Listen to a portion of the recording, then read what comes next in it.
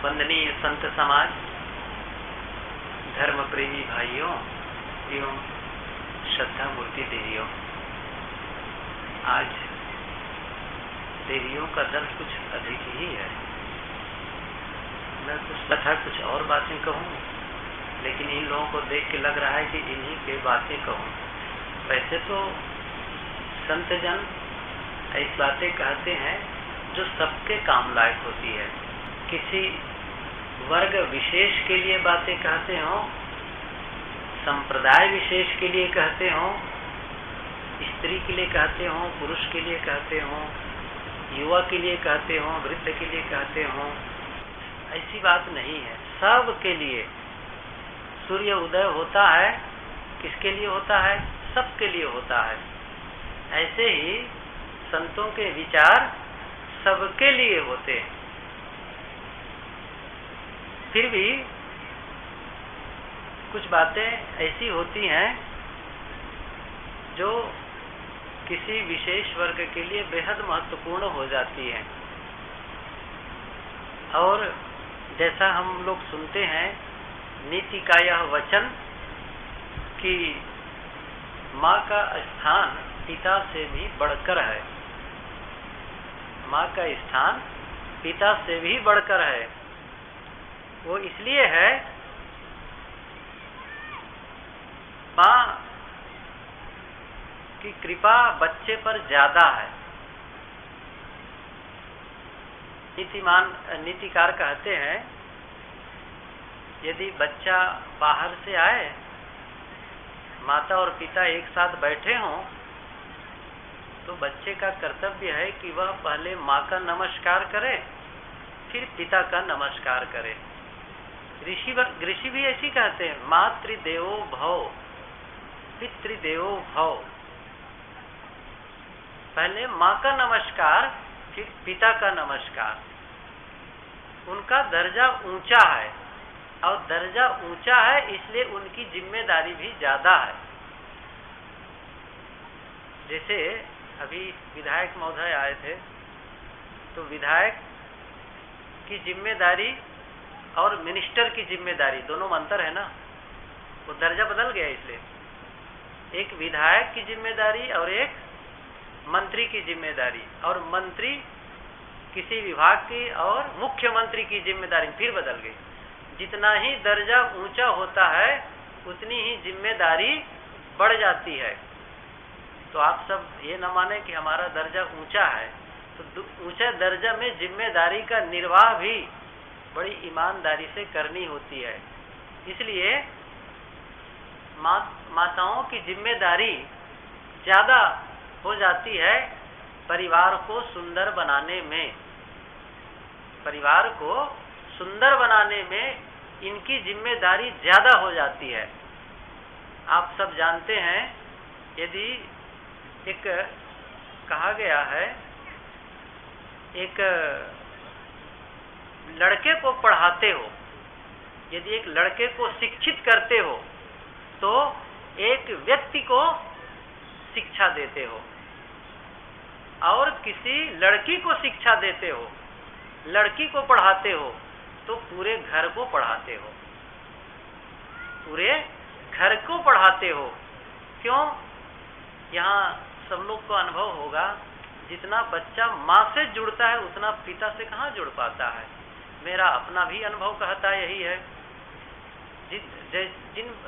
जितना मैं माँ से बात कर पाता हूँ उतना मैं पिता से नहीं कर पाता था। और अभी भी वही बात है।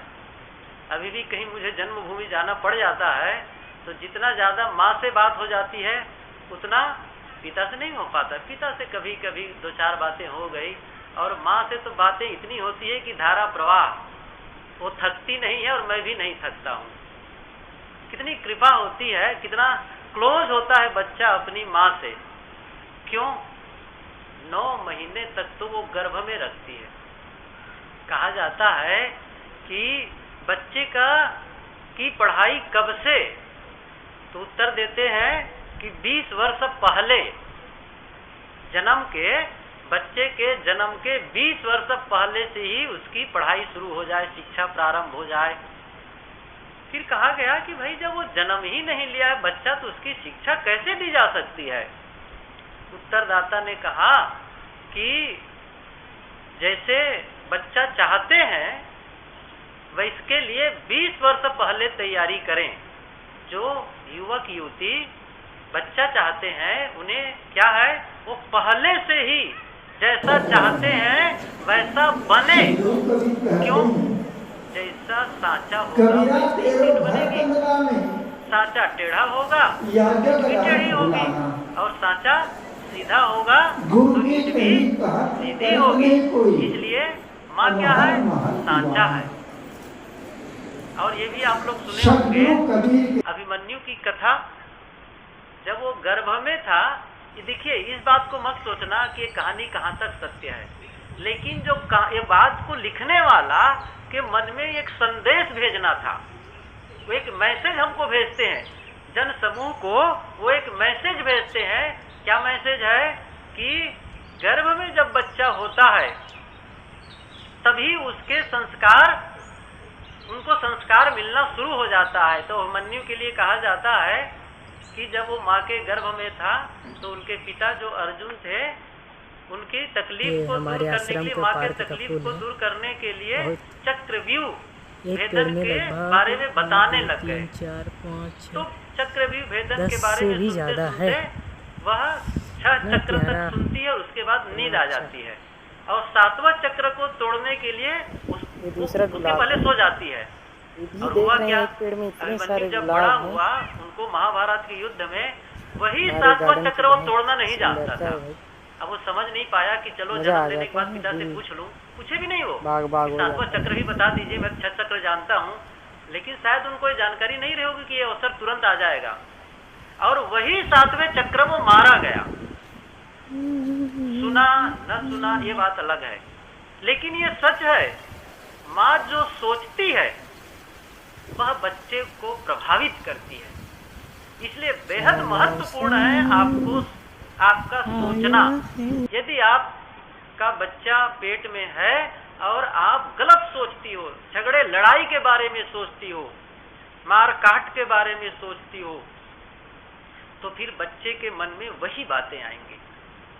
और आप अच्छे विचार सोचते हैं, महापुरुषों के अच्छे कामों को सोचते हैं। इसीलिए कहा जाता है अपने घरों में वीर पुरुषों के, समाज सेविकों के, अच्छे संतों के चित्र रखो। उनको देख करके मन प्रभावित होता है, मन वैसा बनता है। कुछ लोग अपने घर में तो सिंह का चित्र रखते हैं, बाघ भालू का चित्र रखते हैं, कुत्ता का चित्र रखते हैं ना। अब वही देखेंगे तब क्या होगा।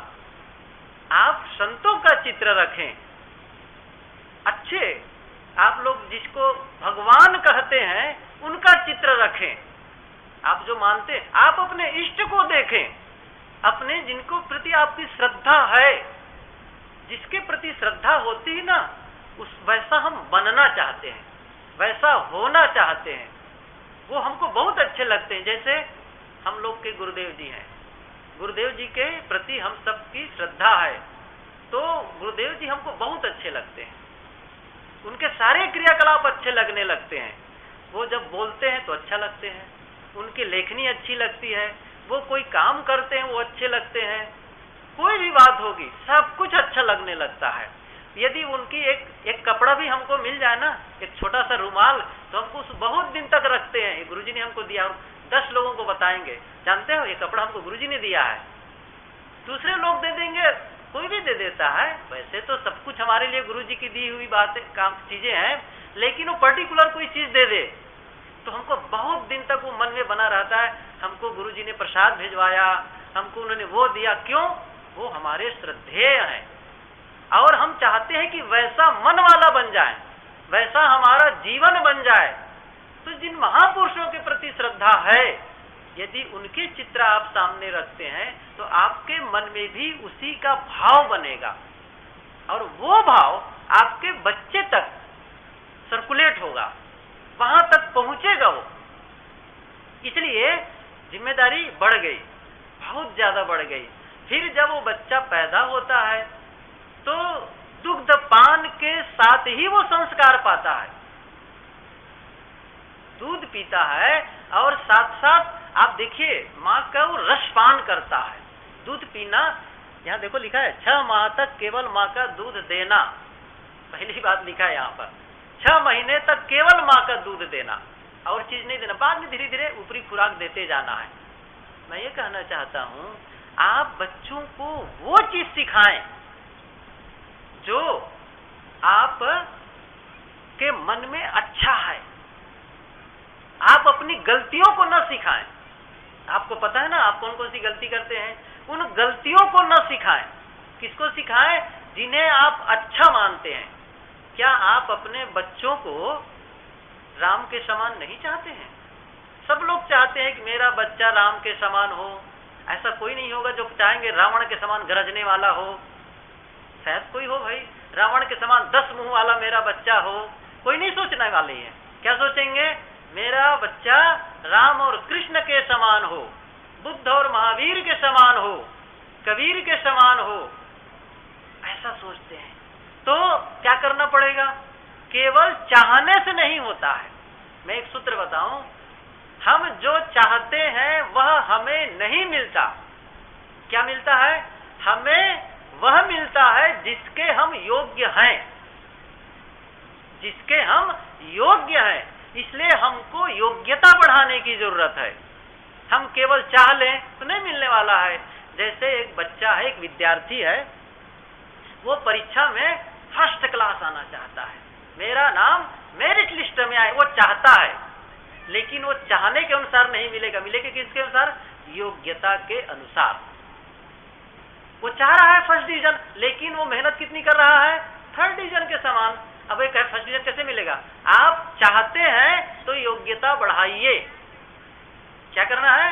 योग्यता बढ़ाइए। कोई कहे मैं तो कलेक्टर होना चाहता हूं, कलेक्टर होना चाहता हूं, तो आप योग्य बनिए ना। वो तो पूरी वैकेंसी खाली है, पूरे ब्रह्मांड में सबके लिए प्रचुर मात्रा में है। वह सब कुछ मिलने वाला है। पूरा जितना वो धन है ना, सब फैला हुआ है पूरे ब्रह्मांड में। पूरा ब्रह्मांड क्या है? शक्ति का स्रोत है, शक्ति का स्रोत है, अन्न का स्रोत है। पूरा ब्रह्मांड आखिर क्या कहां से पाते हैं आप बताइए? मैं पूछूं, एक छोटा सा संदर्भ कर दूं, फिर आगे बढ़ता हूं कि जो कुछ हम पाते हैं वो कहां से पाते हैं? इसी ब्रह्मांड से, तो कुदरत से ही। तो कहां से पाएंगे? जैसे एक उदाहरण बताऊं, आप लोग हर साल एक खेत में धान बोते हैं, हर साल बोते हैं, और कई ट्रैक्टर उस खेत से निकालते हैं, और 10 साल 20 साल 50 साल से निकाल रहे हैं। यदि उस सबको जोड़ा जाए तो जानते हैं कितने ट्रैक्टर हो गए? हजारों ट्रैक्टर आप निकाल चुके हैं। लेकिन आप देखें खेत कभी गड्ढा हुआ है? नहीं, उतना ही है। तो ये कहां से आया? इसी ब्रह्मांड से मिला। वो एक पेड़ हो, एक आम का बहुत बड़ा पेड़, बहुत बड़ा, जिसमें कई ट्रक लकड़ी, बहुत से फल आए, और कई साल से फल निकलते जा रहे हैं। कहां से आया? हम कहेंगे मिट्टी से। बात सही है आपकी। लेकिन मैं एक प्रश्न करता हूं, यदि मिट्टी से ही वो फल निकलते जाए, वो लकड़ी निकलते ऊपर जाए, तो आप पेड़ खोद के देखिए मिट्टी कितनी खाली हो गई है? हो गई खाली? नहीं, मिट्टी वह ज्यों के त्यों है। इसका मतलब वो फल कहां से फला, वो लकड़ी कहां से बढ़ी? इसी ब्रह्मांड से, कुदरत से।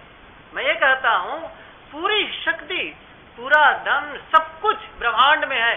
अब हमें क्या करना है? उस योग्य बनना है।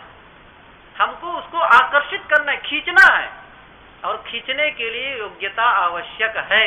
ये मैं एक संदर्भ कहा। इसी प्रकार से आप चाहते हैं कि आपका बच्चा राम की तरह हो, तो आपको क्या करना पड़ेगा? कौशल्या की तरह होना पड़ेगा। समझ रही हैं? मेरी बातों पर ध्यान दें। आप लोग दूसरी ओर देख रहे हैं, वो भी आपकी ही तरह है, कोई दूसरी नहीं है वो। लेकिन वो देख इसलिए रहे आपसे विशेष हो गए हैं, थोड़ा अपग्रेड हो गए हैं। तो बस इतना ही अंतर है। मैं ये कहना चाहता हूं, आप अपने बच्चों को जो बच्चों में जो डिपॉजिट करते हैं, वही आप बाद में निकालते हैं। आपका सेविंग अकाउंट होता है ना, बचत खाता बैंक में, तो बचत खाते में क्या करते हैं? थोड़ा थोड़ा रुपया डालते जाते हैं, तो एक बड़ा अमाउंट हो गया। फिर क्या करते हैं, विड्रॉल फार्म या फिर चेक, आजकल चेक सिस्टम हो गया है, या फिर एटीएम शुरू हो गया है, तो चेक से हम पैसा निकालते हैं। किसको निकालते हैं? जो डाले हैं। अब आपके अकाउंट में केवल 1000 रुपये हैं और आप चेक काटे 50,000 का, तो क्या होगा? उस चेक को कहेंगे फॉल्स। क्या कहेंगे? वो फॉल्स चेक है, ये काम नहीं आने वाला है। 1000 रुपया आपके बैंक में है और आप निकालना कितना चाहते हैं? 50,000। ये नहीं होने वाला है। यदि आप 50,000 निकालना चाहते हैं तो कम से कम 55,000 डालें। इसी प्रकार बच्चों से आप जो पाना चाहते हैं, कब पाना चाहेंगे? जब आप वृद्ध हो जाएंगे, तभी तो बच्चे से, अभी तो आप दे रहे हैं, धन दे रहे हैं, संस्कार दे रहे हैं, विचार दे रहे हैं, सब कुछ दे रहे हैं। आप यदि बच्चों को अच्छी बात नहीं बताएंगे तो भी वो आपसे सीखेंगे। क्या सीखेंगे? आप जो करते हैं, उसे वो देखते हैं, आप जो बोलते हैं उसे वो सुनते हैं और इतनी जल्दी पकड़ते हैं कि आपको लगेगा अरे ये तो छोटा बच्चा है, कैसे पकड़ लिया। आप आश्चर्य में पड़ जाएंगे। उनको छोटा मत माने आप, उनमें इतनी शक्ति है पकड़ने की, वो चुंबक की तरह खींचते हैं।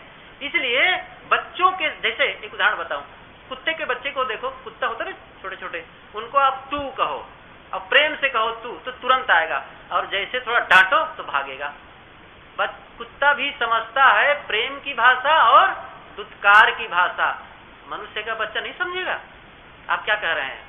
आप गाली देंगे उसको भी सीखेंगे, मीठी बात और प्रेम और आदर की बात कहेंगे उसको भी सीखेंगे। ये बच्चे सीख जाते हैं। कई घरों में क्या होता है, भाइयों के कई लोगों की आदत होती है गाली देने की। गाली मतलब कोई भद्दी गाली नहीं, छोटी मोटी जो काम चलाऊ जो उनके तकिया कला में, जैसे साले, मैं बहुत सुनता हूं इधर, कहीं बात आई तब कहेंगे ये साले हवा रात में आ गई, पंडाल को उखाड़ दिए। हवा को ही साले कहा डाले। कई ड्राइवर होते हैं जब चलने लगते हैं कोई सामने, तब किसी गाली देंगे, ये साले ये हो गया। गुरुजी कहते हैं, ड्राइवर को कहते हैं, एक ही साले बनाए हो और परेशान हो, कितने साले बनाओगे तुम? जिसको कहते हो सब साले ही कहा जाता है, कहते रहते हो। ऐसे ही एक घर की बात है, एक बच्चा छोटा था और उनका जो पिता था हर बात में साले साले कहा करता था। छोटा बच्चा भी सीख गया था साले कहना। तो हुआ क्या, एक दिन बच्चा स्कूल गया था, तब तक घर में एक उनके गुरुजी आए थे, साहब आ गए थे। तो साहब का निवास दे दिए, खाने पीने की व्यवस्था कर दिए। बच्चा शाम को स्कूल से आया 4 बजे। माँ ने कहा देखो बेटा गुरुजी आए हैं, साहब आए हैं, तू फूल ले लेना और साहब से बंदगी कराना। गया बच्चा हाथ पैर धो करके और फूल लेकर घर में गया। उसी समय कमरे में नहीं थे गुरुजी, कहाँ गए थे? बाथरूम चले गए थे। जब बाथरूम गए तो फिर फूल लेकर वापस आया, कहा कि मैं बंदगी करने गया था, ये साले साहब कहाँ चले गए हैं? है नहीं है, साले साहब है नहीं है। अब उन्हें थोड़े पता है कि किनके लिए साले कहना चाहिए, किनके लिए नहीं कहना चाहिए। वो तो सरल मन का है ना, इसलिए कहते हैं बच्चे दिल के सच्चे, वो निर्मल मन के होते हैं। वो मिट्टी होती है ना, गीली मिट्टी, तो उस गीली मिट्टी में वो जैसा बनाए वो वैसी ही आकृति वाली होगी। अब आप उसको क्या बनाना चाहते हैं? अब वो उनको, जैसे उनके पिता को नहीं, वो सोचे भी नहीं रहे होंगे कि मैं इसको ऐसा सिखा रहा हूं, लेकिन ऑटोमेटिक अपने आप वो सीखता चला गया। इसलिए अब क्या करना है? अच्छी बात उनके सामने बोलना है। हम लोग क्या करते हैं? बच्चों पर ध्यान नहीं देते हैं। कल मैं एक पुस्तक पढ़ा था, उसमें क्या लिखा था कि बच्चे क्या करते हैं, बच्चे मगन हो खेल रहे हैं बढ़िया, कोई ध्यान नहीं देता उधर। इतने में क्या हुआ, बच्चे को गिर गया और चोट लग गई। जैसे चोट लगी रोने लगा तो सब दौड़ेंगे, अरे बच्चे को क्या हुआ देखो जरा से, कहाँ चोट लगी, सब दौड़ते हैं घर भर के लोग। अब बच्चे अपने आप समझ जाते हैं प्रसन्न रहने में तो कोई मेरी ओर देखता नहीं है, जब मैं रोता हूं ना तब सब देखते हैं। तब अपनी बात मनवाने के लिए क्या करता है, वो रोता ही है। फिर तब क्या करता है, तब रो रो के अपनी ओर आकर्षित करता है। तब कहेंगे बच्चा बहुत रोता है, आपने वैसे ही किया है। आपको क्या करना है, जब वो प्रसन्न हो, अच्छा हो, तब भी उधर ध्यान दो। बच्चों की सबसे बड़ी, मैंने एक पुस्तक पढ़ी थी कि लालन पालन कैसे करें, एक चैप्टर था उसमें, इतनी अच्छी बातें उसमें लिखी गई थी। मैं पढ़ा तो कई लोग जब आते थे दंपति, पति पत्नी, बच्चों को लेकर, मैं कहा तुम लोग तो बच्चा पैदा करते हो लेकिन पता ही नहीं चलता तुमको कैसे पालना चाहिए। मेरे तो बच्चे है नहीं है, लेकिन मैं पढ़ता हूँ, बताऊंगा इसके बारे में। बताए कई बातें उनको, कई बहुत दिन हो गए। मैं ये कहना चाहता हूँ, उन्होंने लिखा कि बच्चे ध्यान आकर्षित करना चाहते हैं अपनी ओर। जैसे छोटे छोटे बच्चों को देखो, जब वो खेलते रहते ना तो आपको दिखाना चाहते हैं, और आप उनको नहीं देखेंगे तो फिर वो फिर क्या करेंगे, तोड़ फोड़ शुरू करते हैं ताकि आप देख सकें। जैसे उनकी ओर थोड़ा देख दो, उनको अच्छा लगने लगता है, हर बार वो चाहते हैं। तब कई बार तो कहते हैं, एक ने लिखा है, मेरे बच्चे थे, पोते, नाती पोते के बारे में लिखा है, कोई काम वो करते थे तो बार बार कहते थे दादाजी इधर देखो, तो उनको देखो तो उनको अच्छा लगता है, और नहीं देखोगे फिर वो एकदम उदास हो जाते हैं। जैसे वो नदी तालाब में तैरने जाते थे, देखते थे, तब वो लौट लौट के देखते थे, दादाजी इधर देखो, तो उधर देखना पड़ता था, तब वो प्रसन्न रहते थे।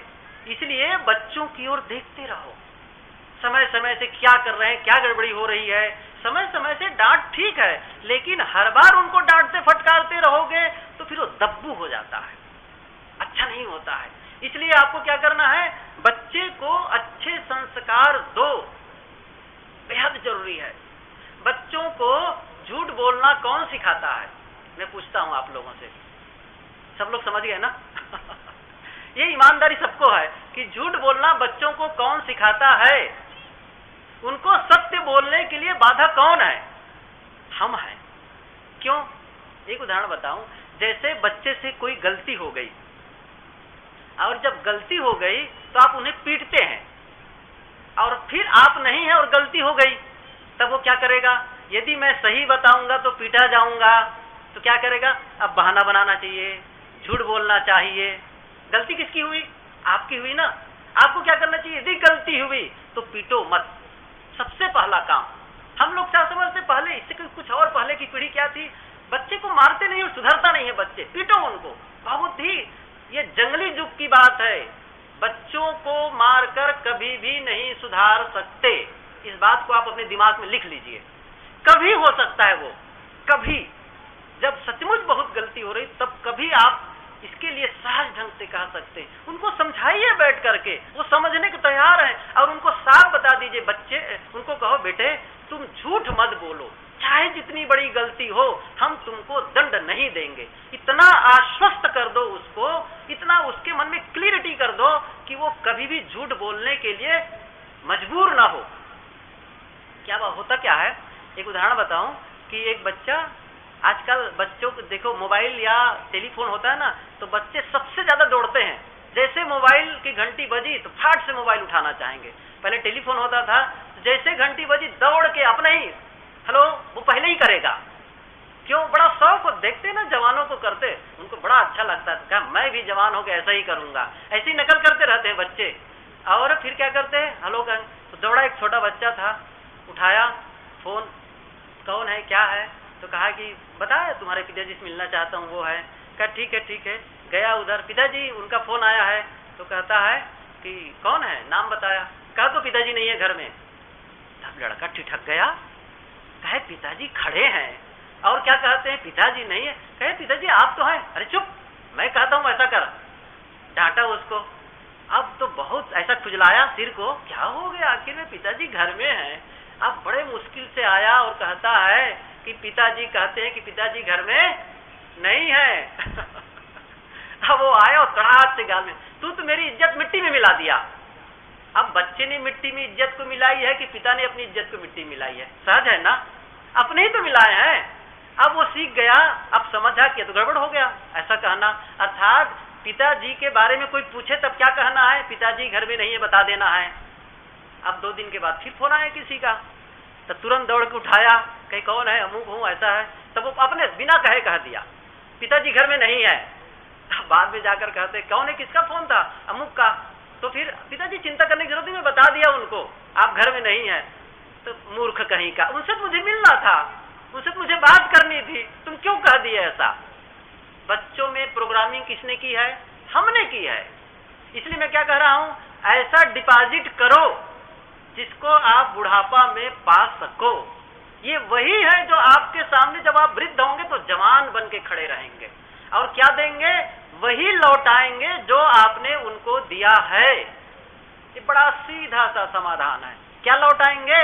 वही जो आपने उसके अंदर डाला है। यदि शालीनता के बीज डाले हैं, उन्हें विनम्रता का पाठ पढ़ाया है, ईमानदारी का पाठ पढ़ाया है, तो ईमानदारी सीख जाएगा। यदि उसे बेईमानी का पाठ पढ़ाया है, गलत आदतें डाली है, तो फिर वो वही लौटाएगा। एक उदाहरण, एक अकाउंटेंट था, सीए चार्टेड अकाउंटेंट, जो बही खाता का चेक करता है, जांच पड़ताल करता है, वो प्रमाणित करता है कि आपका लेखा जोखा सही है। ऑडिटर, ऑडिट करने वाला। तो बहुत बड़ी बड़ी जो संस्थाएं होती है, उनमें तो लाखों करोड़ों की बात होती है। तो एक बड़ी सी कंपनी का वो ऑडिट करता था। तो उस कंपनी की ओर से ऑफर आया कि इसको आप ऐसा यदि कर दें ओके, तो फिर कितने करोड़ रुपया शायद उनको देने वाले थे। रुपया बहुत बड़ा था, कानूनन रूप से गलत तो नहीं था बहुत ज्यादा, लेकिन फिर भी वो नैतिक रूप से सही नहीं था। नैतिक रूप से वो सही नहीं था। वो बड़ा असमंजस में पड़ गया, इसको करूं कि ना करूं। फिर उन्होंने कहा ठीक है, मैं सोच के बताता हूं, और घर आया और फिर माँ के पास बैठा और कहा, माँ ऐसी ऐसी बात है कि मुझे एक काम करने को लोग कहते हैं, उसमें इतने रुपये मिलने वाले हैं, उसका कारण यह है, ऐसा है, वैसा है। सारी बातों को वो घंटा भर तक माँ को समझाते रहा और कहा कि मैं आपसे ही पूछने आया हूं कि यह काम मैं करूं या न करूं। माँ ने कहा, बेटा मैं बहुत पढ़ी लिखी नहीं हूं, और तुमने जितना कहा वो सब मेरे पल्ले से बाहर, समझ से बाहर है, लेकिन मैं एक बात जानती हूं, मैं सुबह तुम्हें जब उठाने जाती हूं तो तुम गहरी नींद में सोए रहते हो, और मैं नहीं चाहती कि मैं सुबह तुम्हें उठाने जाऊं तो तुम जगे हुए और चिंतित मिलो मुझे। तुम जगे हुए और चिंतित मिलो, मैं नहीं चाहती। लड़के ने समझा मेरा उत्तर मिल गया है। आदमी यदि गलत करेगा तो कभी भी निर्भय और निश्चिंत नहीं हो सकता है, उसको चिंता सता कर ही रहेगी। इसलिए हमें ऐसा काम करना चाहिए जिससे हम सुख की नींद सो सकें, सबके साथ प्रेम से मिल सकें, भय न लगे। हमारे काम ही हमको भयभीत कराते हैं। जहां हम गलत करें कि भय मन में आया, और जो हिंसा करते हैं ना, क्रूरता, हिंसा का मतलब केवल मार देना नहीं, क्रूरता का काम करते हैं, गलत काम करते हैं, वो आदमी भयभीत रहता है। चोर भयभीत रहता है, व्यभिचारी भयभीत रहता है, वो निर्भय नहीं रहता है। उनको लगता है कि कहीं गड़बड़ न हो जाए, कोई जान न जाए, ये हमेशा लगा रहता है। इसलिए क्या करना है, हमें ऐसा काम करना है जीवन में जिसके बाद हमको पछताने वाला काम न रहे। बढ़िया काम करो, अपना भविष्य उज्जवल बनाना है तो ऐसे ही करें। यहाँ तो बच्चों के बारे में बताने जा रहा था कि बच्चों को वह सिखाओ, जैसे मेहमान आए तब कैसे उनका साथ बर्ताव करना है, संत आए तो कैसे। मैं देखता हूँ कई माताएं बच्चे को ले जाती हैं, साहब बंदगी करो, साहब बंदगी करो, अब नहीं करती ना तो उसके सिर को झुका देती, कर बंदगी। अब शुरू से ही जिसका सिर सदगुरु संतों के सामने झुकाया जा रहा है, बड़ा होगा तो झुकेगा ही।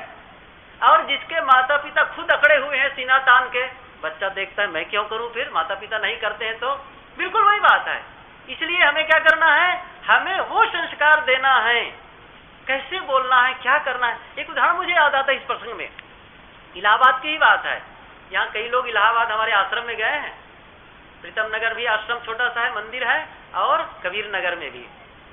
तो हुआ क्या, हमारे संत जन बैठे हुए हैं, जानते हैं कि एक बार सत्संग शाम का समाप्त हुआ, जब शनिवारी सत्संग चलता था। उस समय प्रीतम नगर कॉलोनी बहुत विरल थी, कम घर थी, और बड़ा साफ कॉलोनी में मानी जाती थी वो, जहाँ पर कोई प्रदूषण नहीं। आप घूमने जाओ, मस्त बढ़िया साफ सुथरा, जैसे आपका एक केनाल नदी के नहर की ओर जाओ, बिल्कुल सन्नाटा, सुबह के टाइम में वैसे ही सन्नाटा होता था। तो फिर क्या हुआ, शाम को घूमने निकले दो संत, बिल्कुल सूर्यास्त का टाइम हो गया था, कुछ बिजली भी जल गई थी। तो जा रहे थे तो एक घर था साफ सुथरा, उस घर के दरवाजे के ठीक बाहर छोटे छोटे बच्चे खड़े थे, 9-10 साल के रहे होंगे, छोटे भी हो सकते हैं, और बड़े साफ सुथरा खड़े रहे। और जैसे ही संत जब सामने गए सड़क पर उनके घर के, तो दोनों लड़के क्या कहते हैं हाथ जोड़ करके, नमस्कार महाराज जी। इतनी अच्छी बात, उन्होंने बड़ी मीठे, उनकी बात इतनी, मैं तो थोड़ा बड़ा हो गया इसलिए मेरी जबान में मिठास नहीं है, वो बच्चे इतना बढ़िया कहे कि नमस्कार महाराज जी। दोनों संत ठिठक गए कि बहुत प्यारे बच्चे हैं भाई। ठिठक कर कहते हैं बेटे तुम लोगों के नाम क्या है? उत्तर क्या देते हैं बच्चे? उन्होंने हाथ जोड़कर कहा, श्रीमान जी मेरा नाम अशोक कुमार है। दूसरे ने कहा, श्रीमान जी मेरा नाम प्रदीप कुमार है। आज मैं समझता हूँ 20 या 25 साल पहले की घटना है ये। आज मैं आपकी इस गांव में बता रहा हूँ। क्या आप नहीं चाहते आपके भी बच्चे ऐसे हों? और वो कब होगा? जब बड़े हो जाएंगे तब नहीं होगा। आपकी जिम्मेदारी है बच्चों को वैसा सिखाएं, और इसके लिए इसके पहले आपको वैसा करना पड़ेगा। आपको स्वयं बन के दिखाना पड़ेगा। ऐसा नहीं कि केवल हम जबान से कहते रह जाएं। नहीं, हमारी वाणी को बच्चे नहीं सुनते हैं। क्या करते हैं? वो हमारे कर्म को देखते हैं कि क्या कर रहे हैं, बोलने को नहीं सुनते हैं। हमारी आवाज उतनी तेज नहीं होती है जितनी तेज हमारे कर्म होते हैं। बहुत जो इसकी आवाज और ज्यादा है, कर्मों की आवाज। इसलिए हमें अच्छा करके दिखाना है। और छोटी छोटी चोरी खुद ही कर रहे हैं। किसी के घर गए, सामान चुपके से उठा लाए, किसी के यहाँ गए अमुक चीज उठा लाए, किसी चम्मचे, अब सोचते कोई बात नहीं, चम्मचे उठाकर दबा दिए घर में, कोई कटोरिये उठा लिए। अब बच्चे का चुप रहा, बताना मत। बच्चे समझ गए हाँ ऐसा करना चाहिए। रास्ते में जा रहे हैं, किसी के घर से कोई सब्जी उठा लाए। ये महात्मा लोग बहुत बड़ी उदाहरण देते हैं। किसका? सुल्ताना डाकू का। किसका देते हैं? सुल्ताना डाकू जब छोटा था, नन्हा था, तो हुआ क्या था? वो जब उसकी माँ थी, पिता तो नहीं रहा संभव था जैसा सुना जाता है। तो स्कूल जब जाता था तो क्या करता था? किसी बच्चे की कलम को चुरा लाता था, किसी की कॉपी चुरा लाता था। तो माँ कहती वाह हमारा बेटा कितना बढ़िया है, हमको कलम नहीं खरीदना पड़ता है, हमको कॉपी नहीं खरीदनी पड़ती है। और कभी कभी किसी की बाड़ी से कभी बैगन चुरा लाए, कभी गोभी ले आए। वाह हमारा बेटा बढ़िया, सब्जी भी नहीं खरीदना पड़ता है। हर बार शाबाशी देती थी। अब वो बच्चा बड़ा हुआ, अब बड़ी चोरी करने शुरू किया, और बड़ी चोरी। अब क्या हुआ? बड़ा डाकू हो गया, प्रसिद्ध डाकू। सुल्ताना डाकू नाम लोग सुने होंगे। वो उधर बिजनौर जिला के थे, उत्तर प्रदेश में, अंग्रेज गवर्नमेंट के जमाने में। तो फिर बड़ा हो गया। अंत में कब तक आदमी भागता रहेगा? पकड़ा गया, सरकार के चंगुल में आया, कहा फांसी की सजा। फांसी की सजा के पहले जेलर ने पूछा, सुल्ताना तुम किसी से मिलना चाहते हो? तुम्हारी अंतिम इच्छा क्या है? उन्होंने कहा हुजूर मेरी अंतिम इच्छा है, मैं माँ से मिलना चाहता हूँ। लोगों ने कहा बहुत अच्छी बात है भाई, माँ से मिलना चाहते हो अंतिम में, ठीक है। माँ को बुलवाया गया। माँ आई, उसके हाथ क्या थे? हथकड़ी से बंधे थे और पैर में जंजीर थे। अब माँ से मिलने के लिए वो गए, सोचे कि भाई कुछ बात कहेंगे, सुनेंगे, कुछ दुख में रोएंगे। तो सुल्ताना गया और जानते हो क्या किया? वो गया और माँ के नाक को अपने दांत से काट लिया। जेलर ने कहा उफ, अरे सुल्ताना तू अपराध पर अपराध कर रहा है। हम तो सोचे थे तू माँ से कुछ गला मिलेगा, बात करेगा, और तू फिर उसके नाक को काट लिया दांत से। उन्होंने कहा हुजूर मेरे पास यदि तलवार होती ना तो मैं उसके भी गले को काट देता। आज जो मैं फांसी की सजा पर चढ़ रहा हूँ, फांसी के फंदे पर चढ़ रहा हूँ, इसका पूरा कारण कौन है? यही माँ है। जिस दिन मैं चोरी करके कलम और कापी लाए, उसी दिन मुझे वो थप्पड़ लगा कर कहती कभी ऐसा मत करना, तो मैं सावधान हो जाता। लेकिन वो तो मुझे हर गलत काम पर शाबाशी देती रह गई, और मेरा उत्साह बढ़ता गया, और जिसका परिणाम भयंकर डाकू होना, और ये सामने आपका परिणाम है। इसलिए बच्चों को वह सिखाओ। ये आप किसकी जिम्मेदारी है? आपकी। और आप न कहें हम तो छुट्टी पा गए, क्या है? ये भाई लोग ये ना समझे कि छुट्टी पा गए, आपकी पूरी जिम्मेदारी है। क्यों? यही आने वाली पीढ़ी है। कल आज के बच्चे ही कल के नेता हैं। इन्हीं बच्चों से निकलने वाले हैं। यही राष्ट्र के संचालन करेंगे, यही डॉक्टर और वकील बनेंगे, इन्हीं में से साधु और संत बनेंगे। इसलिए बच्चों को अच्छी सीख दो। वो मुलायम मिट्टी की तरह है, और अच्छी सीख देने के पहले मैं बार बार निवेदन कर रहा हूं, दोहरा रहा हूं, आपको अच्छा बन के दिखाना पड़ेगा। ये नियम है।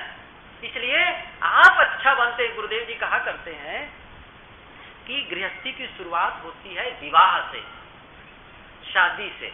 पति और पत्नी यदि दोनों प्रेम से रहते हैं, प्रेम से रहने का मतलब आपस में नहीं लड़ते, तो क्या होता है, 3 पीढ़ी का लाभ होता है, अच्छी सेवा होती है। और जब लड़ते हैं तो 3 पीढ़ी का नुकसान होता है। जैसे पति और पत्नी जब लड़ेंगे तो माता पिता की सेवा ठीक से नहीं हो पाएगी, पहली पीढ़ी, और खुद भी विकास नहीं कर पाएंगे, दूसरी पीढ़ी, और बच्चों को अच्छे संस्कार नहीं मिलेंगे, तीसरी पीढ़ी। तो 3 पीढ़ी का नुकसान होता है। इसलिए माता पिता को चाहिए कि एक दूसरे के प्रति प्रेम पूर्ण व्यवहार करे।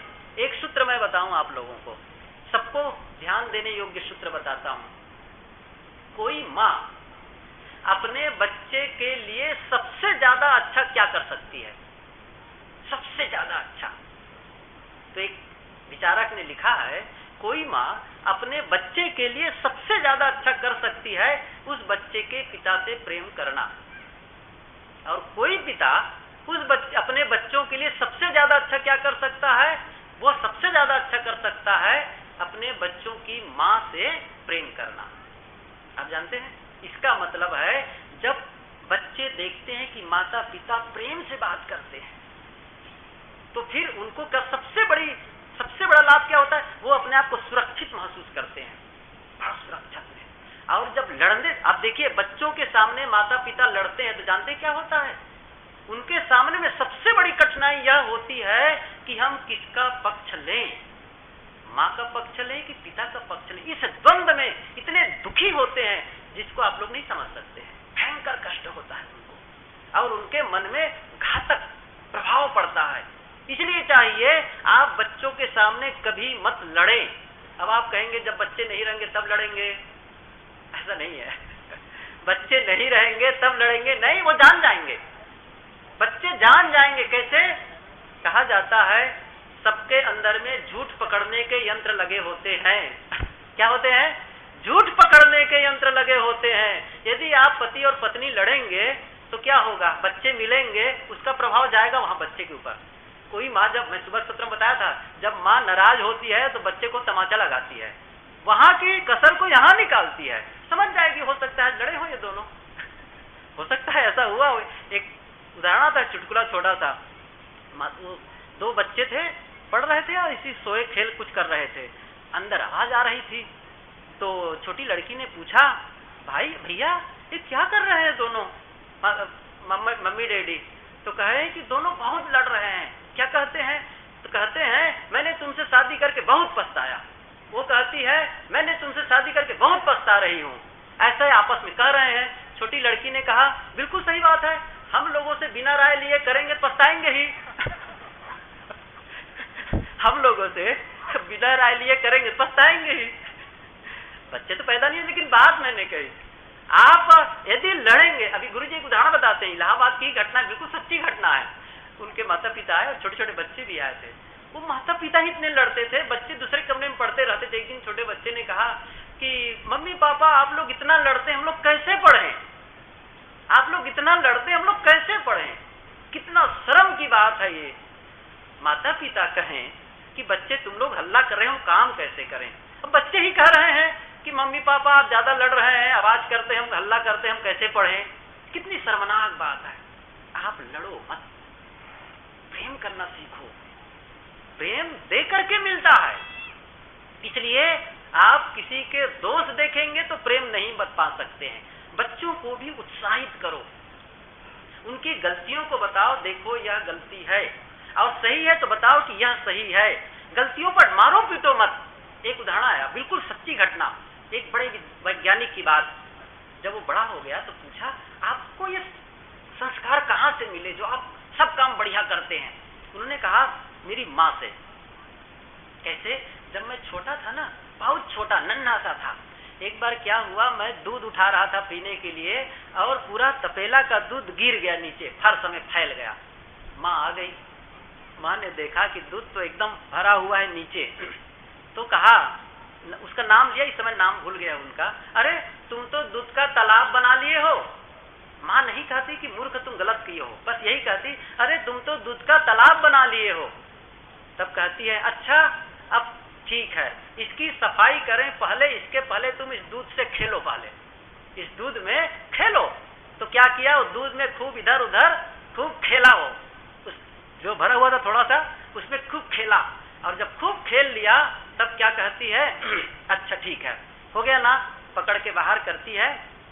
अब क्या कहती, कपड़ा बदल कर कहती, अच्छा देखो अब क्या करना है, इसकी सफाई करनी है। तो कैसे करेंगे, पकड़ कहेंगे कपड़ा लाओ, सिखा रही, देखो माँ कैसे सिखा रही। फिर कपड़ा से उसको सुखा करके पोंछ दिया गया, और दूसरे दिन कहती है, मुझे हाथ पकड़ कर ले गई फ्रिज के पास में, तुमसे दूध गिरा कैसे, देखो तुमसे दूध गिरा कैसे, तुम जब पकड़ रहे थे ना, तो पकड़ते समय तुमने मजबूती से नहीं पकड़ी है। अच्छा चलो मेरे सामने उठाओ, उस बाटल को पकड़वाती है, और फिर कहा और पकड़ो मजबूती से, अब पकड़ा, फिर नीचे उतारा, दूध गिरा।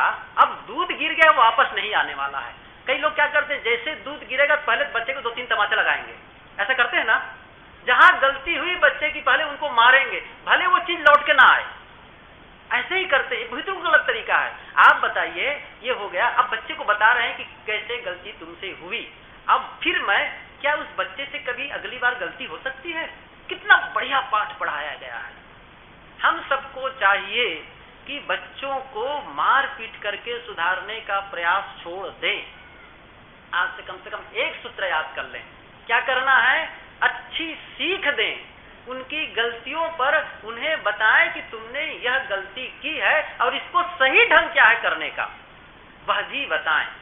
अब जब सही ढंग वो बचपने से सीख जाएंगे ना, तो जीवन भर कई संस्कार होते हैं जो माँ के द्वारा दिए हुए अभी भी याद रहते हैं, जीवन भर बने रहते हैं। इसलिए बहुत जरूरी है, किसी ने कहा है, जिस घर के बच्चे हैं संस्कारी वह घर माँ का आभारी।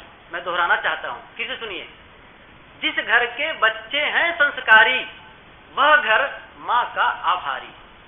जिस घर के बच्चे संस्कारी हैं, अच्छे संस्कार वाले हैं, वह घर माँ का आभारी है, क्योंकि माँ के ही नाते वो अच्छे संस्कार पाए हैं। इसलिए देखो, जब घर में बच्चे सामने हैं और बच्चे के पहनावा को देखकर, बच्चे के साफ सफाई को देखकर पता चल जाएगा कि माता पिता कैसे हैं। अब कोई बच्चा घर के सामने खड़ा है, उसकी नाक अशुद्ध है, गंदगी है, मुंह खराब है, अब सामने खड़े होकर रोटी खाया जा रहा है दरवाजे के सामने, पता चल गया माता पिता सिखा ही नहीं पा रहे हैं, गंदा कपड़ा पहना है, गाली बोल रहा है, इसका मतलब घर का वातावरण बढ़िया नहीं है। आप बच्चों को देखकर जान सकते हैं कि माता पिता कैसे हैं। इसलिए क्या करना है आपको, हम सबको, मैं इसलिए कह रहा हूं, ये आप न समझिए छोटा काम, जानते हैं ये छोटा काम नहीं है, ये हमारे सुंदर राष्ट्र निर्माण में सहयोग है, ये सुंदर समाज निर्माण में सहयोग है। सुंदर परिवार को बनाना चाहते हैं, आने वाले पीढ़ी को हम अच्छा करना चाहते हैं, आने वाले अपने भविष्य को सुधारना चाहते हैं, ये सब काम है। ये साधारण काम मत समझिए इसको। हम अच्छा परिवार का निर्माण करने की शुरुआत कहां से करेंगे? बच्चों से करेंगे। आप जवानों को नहीं सुधार सकते, बूढ़ों को नहीं सुधार सकते हैं, वैसे तो सुधार कभी भी लाया जा सकता है, लेकिन बड़ा कठिन है। जैसे गुरुजी कहा करते हैं, एक पेड़ हो, यदि वो टेढ़ा जा रहा हो, छोटा सा पौधा, तो उसमें क्या करते हैं, एक बांस बांध देते हैं, खंभा, और पेड़ को बांध दिए, वो पेड़ सीधा हो जाता है। लेकिन पेड़ जब टेढ़ा होकर के बड़ा हो गया, तब आप कहें मैं इसको सीधा कर दूं, वो टूट सकता है लेकिन सीधा नहीं हो सकता है। यही बात बच्चों के लिए, बच्चे अभी कोमल हैं, उन्हें क्या करना है, उन्हें अभी से सीधे पथ में लगाना है, और सीधे पथ में अभी से लगा दिए तो जानते हो कितना बड़ा काम हो जाएगा। एक बार गुरुदेव जी का एक आश्रम है सूरत में, तो वहां मैं था, तो विद्यालय के कई बच्चे आ गए, उनके प्राचार्य भी आ गए, जिसमें लड़कियां भी थी इंटर कॉलेज के और लड़के भी थे, सब बैठे। मेरे से बहुत कहा गया कि कुछ सुनाइए। मैंने पूछा, बच्चे ये बताओ तुम लोग पढ़ने के बाद क्या बनना चाहते हो? तो कुछ, एक ने कहा मैं इंजीनियर बनना चाहता हूँ, एक ने कहा मैं वकील बनना चाहता हूँ, किसी ने कहा मैं डॉक्टर, किसी ने कहा मैं प्रोफेसर। अच्छा है, कुछ लोग बोले। लड़कियों से पूछा, वे सब भी अपनी अपनी मन की बातें बताई, बाकी लोग नहीं बोले। मैंने कहा बहुत अच्छा लगा, आप लोग क्या बनना चाहते हैं, जिसकी तैयारी अभी से कर रहे हैं। लेकिन मेरा एक प्रश्न है।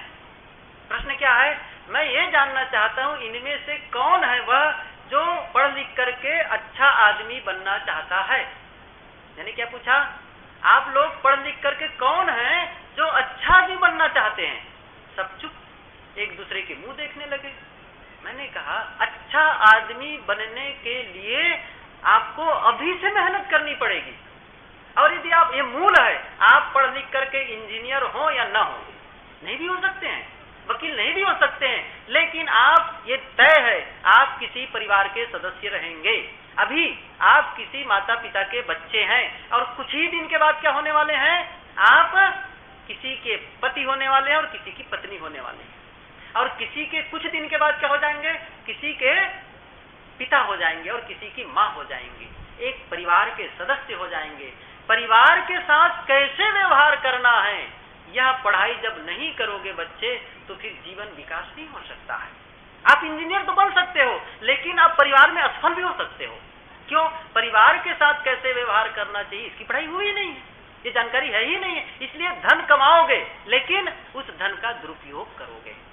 धन कमा के लाओगे, लेकिन माँ से लड़ोगे, पिता से लड़ोगे, पत्नी से लड़ोगे, बच्चों को डांट फटकार लगाओगे, कोई फायदा नहीं होगा इससे। केवल धन महत्वपूर्ण नहीं है, महत्वपूर्ण है चरित्र। इसलिए एक सूत्र आप लोग देखो, यहां कहीं लिखा रहता है आजकल सर्व शिक्षा अभियान। क्या है? सर्व शिक्षा अभियान। उसमें क्या लिखा रहता है? सब पढ़ें सब बढ़ें, लिखा रहता है ना।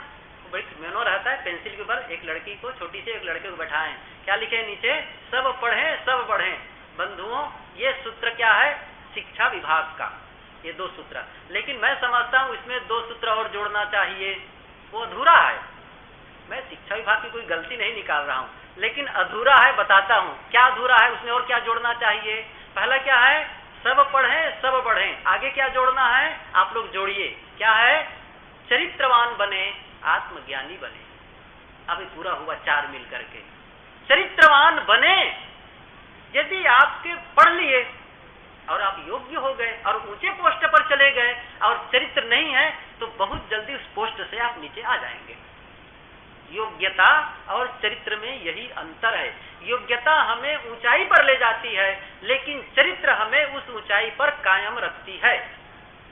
चरित्र नहीं है तो ऊंचे पद से आप नीचे चले जाएंगे। इसलिए बच्चों को चरित्रवान बनाएं, अच्छे चरित्र पर ध्यान दें, वो अच्छा चरित्रवान बने, गलत नहीं, न वो चोरी करने की आदती बने, न झूठ बोलने वाला बने, न वो किसी व्यभिचारी हो। सब बढ़िया, बोलने का ढंग बढ़िया हो, मीठा बोले, सब बढ़िया हो उनका, ऐसा बढ़िया लगे कोई कि हाँ अमुक घर का लड़का है, अमुक घर की लड़की है। ये लड़कियां आप जब ससुराल जाए, छोटी बच्चियां हैं, छोटी हैं, लेकिन जब ससुराल जाएंगी ना और वहां जो गलती करेंगी, आप लोग जानते हैं ना, तो ससुराल के लोग कहेंगे, लड़की को कम कहेंगे, माता पिता को ज्यादा कहते हैं ना।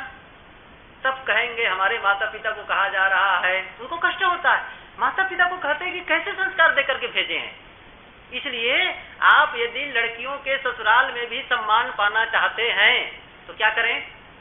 तो आप लड़कियों को अच्छे संस्कार दें, उन्हें त्याग का भाव सिखाएं, अच्छी बात बताएं। वो ससुराल में भी जाकर के आपके यश गावें, आपके उनके सास ससुर ये कहें हमारे जो लड़की के माता पिता है, हमारे समधी हैं और जो भी हैं, वे अच्छे लोग थे, हमको अच्छी बहू दिए, हमारी घर की बहू बहुत अच्छी है, हमको बिल्कुल हर काम बढ़िया करती, सेवा भावी है, मीठा बोलती है, सब बढ़िया है। देखने में सुंदर कम हो तो चलेगा, लेकिन यदि उसका व्यवहार प्रेम पूर्ण है तो फिर और अच्छा है। और यदि देखने में बहुत सुंदर है और व्यवहार कटुतापूर्ण है तो काम चलने वाला नहीं है, क्योंकि सुंदरता के प्रति आकर्षण कुछ दिन के लिए, लेकिन अच्छे चरित्र के प्रति हम लंबे समय तक हमेशा हमेशा आकर्षित होते हैं। इसलिए मेहनत करें, और लड़कियों को भी चाहिए, माताओं को भी चाहिए, उन्हें परिश्रम सिखाएं। ऐसा नहीं है कि उनको पढ़ाते लिखाते रहे और ससुराल भेज दीजिए। क्या करना है? बचपने से सिखाएं कि चाय कैसे बनानी है, भोजन कैसे बनाना है। नहीं तो पढ़ लिख कर गए एकदम डिग्री वाले और उनको हलवा बनाने ही नहीं आ रहा है, तब गड़बड़ हो जाएगा ना। मैं उदाहरण नहीं दूंगा, सब लोग जान गए हैं। कहने का मतलब यह है कि आप उन्हें सिखाएं मेहनत, ताकि वो मेहनत से वो ना हो, डरे ना, अच्छी मेहनत करनी, ताकि वो ससुराल भी जा करके अपने काम में दक्षता हासिल कर ले। एक बहू थी, वो मेहनत नहीं करती थी, नई नई शादी होकर आई थी और सुबह उठ करके घर की साफ सफाई भी नहीं करती थी। तो उसकी सास ने देखा कि बहू रानी अब नई नई है, अब कहना तो ठीक नहीं है, तो क्या करती थी, अपना खुद जल्दी उठ करके झाड़ू लगाती थी और वो सोई देखती रहती थी, उठती ही नहीं थी। तो सोची कि मुझे देख करके उनको संकोच तो लगेगा और उठ करके झाड़ू लगाएगी, और वो बहू रानी बिल्कुल नहीं, मस्त सोई रहती थी। इधर सास जो है झाड़ू लगा करके साफ करती थी। तो जो उनका बेटा था, अर्थात उस बहू की जो पति थे, वो देखे कि माँ झाड़ू लगा रही है और ये सोई पड़ी है। अब सोचा कहना भी कठिन है, नई नई आई है, अब मैं कहूँ तुम जाओ कि झाड़ू लगाओ तो अच्छा नहीं लगेगा। उन्होंने सोचा कुछ युक्ति करनी चाहिए। तो क्या किया, दूसरे दिन से सुबह अपना जल्दी उठ गया और कहा माँ मुझे झाड़ू लगाने दो। कहा मैं झाड़ू लगाता हूँ। तो सोचा वो कि मैं कम से कम झाड़ू लगाऊंगा तब तो उनको लाज लगेगी, और उठ करके झाड़ू लगाएगी। तब माँ ने कहा बेटा ये पुरुषों का काम नहीं है झाड़ू लगाना, हम स्त्रियों का काम है, तुम रहने दो मैं लगाऊंगी। तो उन्होंने कहा नहीं माँ मैं लगाऊंगा झाड़ू। तो माँ कहती नहीं बेटा तुम नहीं, मैं लगाऊंगी। तो लड़का कहता मैं लगाऊंगा झाड़ू, और लड़की उसकी माँ कहती कि मैं लगाऊंगी झाड़ू। और वो जो उनकी जो बहू रानी थी वो बिस्तर पर सोए सोए देख रही थी दोनों की लड़ाई, लेकिन यह नहीं सोच रही थी चल के मैं लगाऊं झाड़ू। अब बहुत देर तक जब दोनों कहे कि मैं लगाऊंगा, वो कहती मैं लगाऊंगी, तब उठ करके आ गई। उठकर आई, कहते क्यों इतना झगड़ते हैं, मैं रास्ता बताती हूँ। वो रास्ता क्या है, एक दिन झाड़ू आप लगा लीजिए, एक दिन झाड़ू आप लगा लीजिए, झगड़ने कोई बात ही नहीं है। लेकिन नहीं कहती कि मैं झाड़ू लगाऊंगी। अब क्या करेंगे, ऐसी बहू पा जाएंगे तब, है ना कठिन। अब क्या करना है, हमें उन्हें मेहनत करने की भी सीख देनी है। केवल पढ़ाई लिखाई में स्टैंडर्ड बना दें, अच्छा है पढ़ाई लिखाई करो, लेकिन उसको बुनियादी चीज भी सिखाओ, जो बुनियाद है, जिसके ऊपर उसका महल खड़ा होना है। इसलिए बुनियाद को मजबूत करो, हमारा कर्तव्य है। गृहस्थी को उज्जवल बनाएं, इसी गृहस्थी से मैंने कहा सारा विकास होता है, इन्हीं से सब कुछ पैदा होते हैं सारा। जिसे मैंने कहा ना, इसी से मिनिस्टर, इसी से वकील और डॉक्टर, इंजीनियर, साधु संत सब इसी से निकलते हैं। इसलिए यदि वो अच्छे हैं, वहां उसका संस्कार अच्छे हैं, तो किसी भी क्षेत्र में जाएंगे तो अच्छा काम करेंगे। वो अच्छा डॉक्टरी करेंगे, अच्छा वकालत करेंगे, अच्छा इंजीनियरिंग करेंगे, सब जगह अच्छा करेंगे और विकास का काम करेंगे। इसलिए राष्ट्र निर्माण में मैं बस यही बता रहा हूँ, निवेदन कर रहा हूँ, हम अपना भविष्य सुखमय बनाना चाहते हैं तो क्या करना है, उसके लिए मेहनत आज करनी है।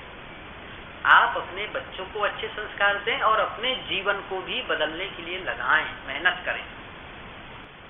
आप ऐसा नहीं है कि आप कहेंगे अब तो मैं पुराना हो गया, बदल नहीं सकता, एक मानसिकता ही निकाल दे दिमाग से। आप कभी भी अपने जीवन में परिवर्तन कर सकते हैं, जीवन में कभी भी यू टर्न ला सकते हैं, कभी भी बदल सकते हैं, चाहे उम्र जितनी हो गई हो और चाहे गलती जितनी हो गई हो, चाहे जितनी गलती आपसे हो गई हो, आप अपने जीवन में सकारात्मक परिवर्तन कर सकते हैं। इस बात को ध्यान दिया। और कब कर सकेंगे, जब आप चाहेंगे। क्या चाहेंगे, मैं बदलना चाहता हूं, बस ये सूत्र शुरुआत है। क्या कह रहा हूं मैं बदलना चाहता हूं, और जो दोष आप छोड़ना चाहते हैं और जो गुण आप ग्रहण करना चाहते हैं, ये फिगर सामने होना चाहिए आपका। ऐसा नहीं कि आप समझ ही नहीं पा रहे हैं क्या बनना चाहते हैं, आपको साफ दिखना चाहिए। जो आप बनना चाहते हैं वो आप देखिए, जैसे जो आप घर बनाना चाहते हैं वो आपके दिमाग में होना चाहिए, जैसा आप जीवन जीना चाहते हैं वो आपके दिमाग में होना चाहिए। कैसा जीवन जीना चाहते हैं, दिमाग में नहीं है। अभी मैं आप लोगों से पूछूं आप कैसा जीवन जीना चाहते हैं, तो शायद ही कोई बढ़िया उत्तर दे सकेंगे। कहेंगे हाँ अच्छा जीवन। अरे अच्छा का मतलब क्या होता है, कुछ नहीं। आप लिख करके रखिए उसको, कैसा जीवन जीना चाहते हैं। जैसे कैसा घर बनाना चाहते हैं, ये केवल दिमाग में अब नहीं रखा जाता है, किसमें रखा जाता है, पेपर आउट किया जाता है, उसको उसकी ब्लूप्रिंट निकाला जाता है, नक्शा तैयार किया जाता है। उस नक्शा के अनुसार ही घर का निर्माण होता है। घर बनाने के पहले घर का नक्शा बनता है। इसलिए हम सबको क्या चाहिए? जीवन निर्माण के पहले हमें जीवन का नक्शा बनाना है। लेकिन हम नक्शा ही नहीं बनाएंगे तो कैसे परिवर्तन कर सकते हैं? इसलिए आवश्यक है कि हम घर का निर्माण करें।